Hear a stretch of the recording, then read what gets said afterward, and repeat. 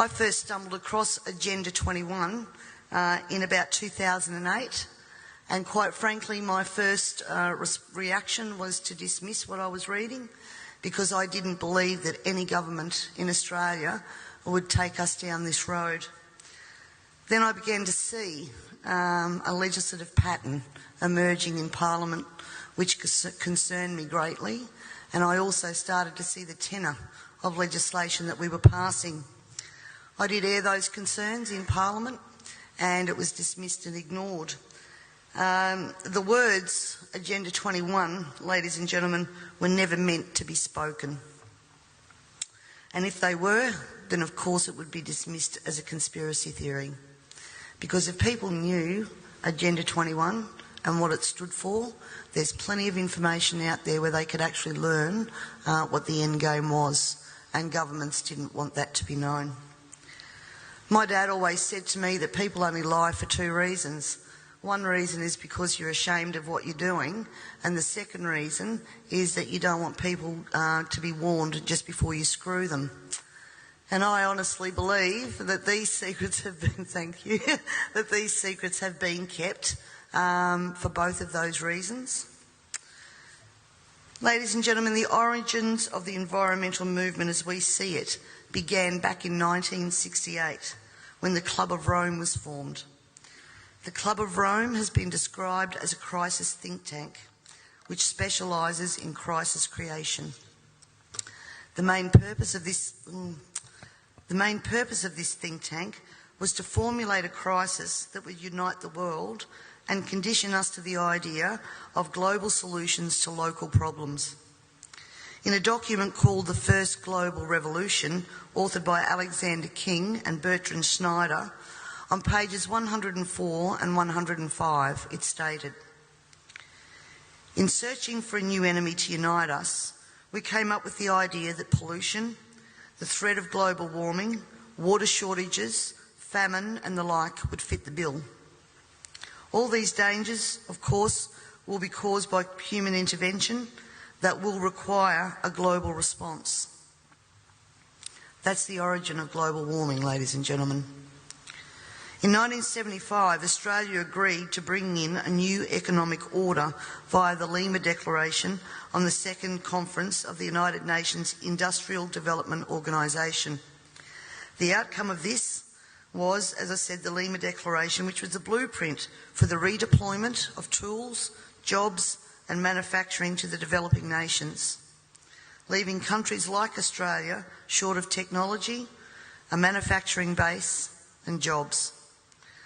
Blind Freddie can now see what the outcome of that has been for our country, with their unworkable trade and tariffs agreements hand in hand with this that have followed as a matter of course. This is now a reality, with around 90% of our agriculture and manufacturing just gone. Australia signed the Lima Declaration and hundreds of others with the support of all major political players: Whitlam, Fraser, Hawke, Keating, Hewson, Howard, Rudd, the Democrats, the Greens and even the Nationals. It has been put to me that all of these treaties were the foundation for the rollout of Agenda 21, and it seems that Australia has been moved around the global chessboard, and our so-called leaders were either complicit or naive to the long-term consequences. And now we're almost at checkmate.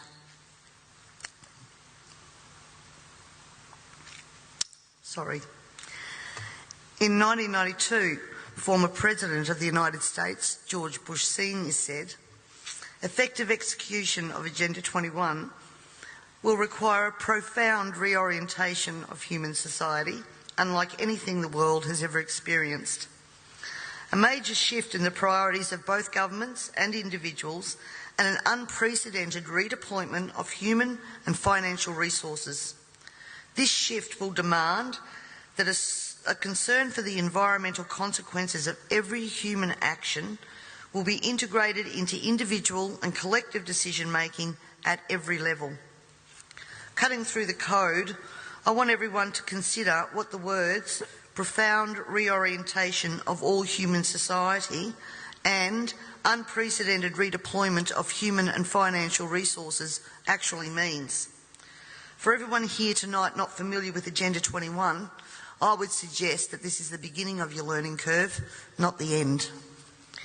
In 1992, Maurice Strong, Secretary-General of the UN Earth Summit and member of the Club of Rome, said, "It is clear that current lifestyles and consumption patterns of the affluent middle class involving high meat intake, consumption of large amounts of frozen and convenience foods, use of fossil fuels, ownership of motor vehicles, small electrical appliances, home and workplace air conditioning, and suburban housing are not sustainable." Put those statements together with the previous one, and it must become clear that Agenda 21 is about controlling every aspect of our lives: how we eat, what we eat, how much we eat, how we move around, food production, the amount of food, and where we even live. Dixie Ray, former Washington State Governor and Assistant Secretary for Oceans and International Environmental and Scientific Affairs, stated, "Agenda 21 seeks to establish a mechanism for transferring the wealth from citizens to the third world. Fear of environmental crisis would be used to create a world government and UN central direction." From a report in the 1976 UN's Habitat 1 conference, land cannot be treated as an ordinary asset, controlled by individuals and subject to the pressures and inefficiencies of the market. Private land ownership is also a principal instrument of accumulation and concentration of wealth, therefore contributes to social injustice. In other words, ladies and gentlemen, if you work hard and you exercise good financial management and invest in property, you are contributing to social injustice. In a report from the President's Council on Sustainable Development, we need a new collaborative decision process that leads to better decisions, more rapid change, and more sensible use of human, natural and financial resources in achieving our goals. And at the same time, Harvey Reuven, Vice Chair of the Wildlands Project, says individual rights will have to take a back seat to the collective. J. Gary Lawrence, Advisor to President Clinton's Council on Sustainable Development, participating in a UN-advocated planning process would very likely bring out many of the conspiracy-fixated groups and individuals in our society, and here we are. This segment of our society, who fear one world government and UN invasion, through which our individual freedoms will be stripped away, would actively work to defeat any elected official who joined the conspiracy by undertaking Agenda 21. So we will call our process something else. We will call it comprehensive planning or growth management or smart growth. We ended up with sustainable development. The redeployment of human and financial resources has now become visible to us all via the cut to services and programs to assist the sick, the young, the elderly, and of course the creation of another level of poverty now identified by the term the working poor. I was speaking to a person last week and he said to me, if Hitler was still around, he'd be sitting back thinking, I didn't need bullets for a global takeover. And he'd be right. We see daily cash grabbing via new taxes called levies, supposedly because we are cash strapped in this state, and at the same time see big project spending that does not fit with the message that we are in financial crisis. But we the people have to tighten our belt, while the government seems absolutely unaware and unconcerned of the amount of debt that it is accumulating. This in turn means that taxes, levies, fines and other penalties increase, as well as the cost of living rising exponentially, and the ordinary citizen's ability to exist well is compromised with almost every law that we pass. We're constantly paying for so-called services that we don't receive. This is wealth redistribution at the grassroots level, redeployment of financial resources ensuring only hardship for the citizens who just really want to get on with their lives. The Parliament has also ventured into the rights of people to own and retain their property and manage it without government interference. In particular, the laws around, as Peter said, water allocation, natural resource management, the Native Vegetation Act, Development and Planning Act, which are all equally toxic to our food producers as they are to our long-term security, we city dwellers. Everyone needs to remember we all pay a natural resource management levy on our tax rates. So this is not just going to affect the food producers. The intrusions into our property that Peter was talking about that land producers are going through will roll out into the suburbs and into the city because they have the authority to do that.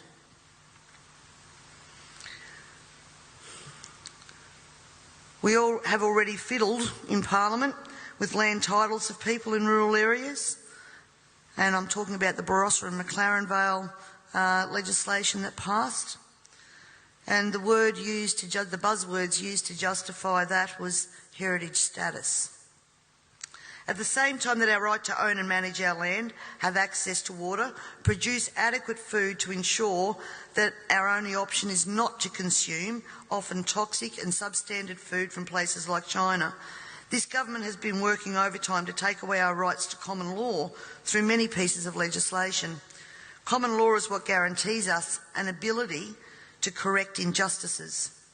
This coming year, I promise you, you will also hear debate over a number of pieces of legislation that will further erode our common law rights. And you have to get behind me on this, ladies and gentlemen, to stop this from going through.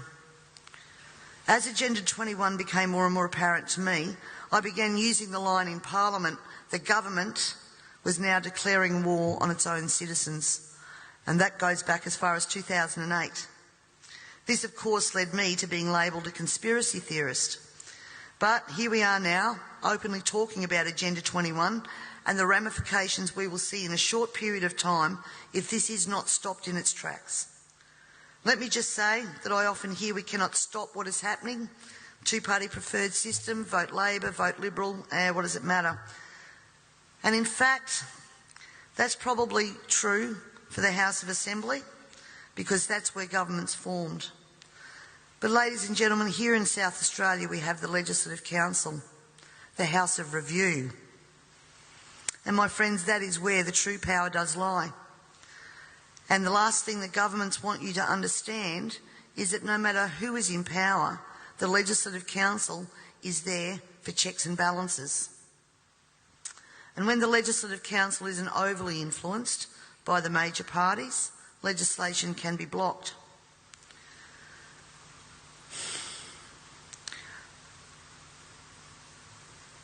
Remember, on most of these policies that I've spoken about here today, there has been bipartisan support for everything that has gone through. When the major parties join together, then the crossbenchers and minor parties, basically our vote is null and void.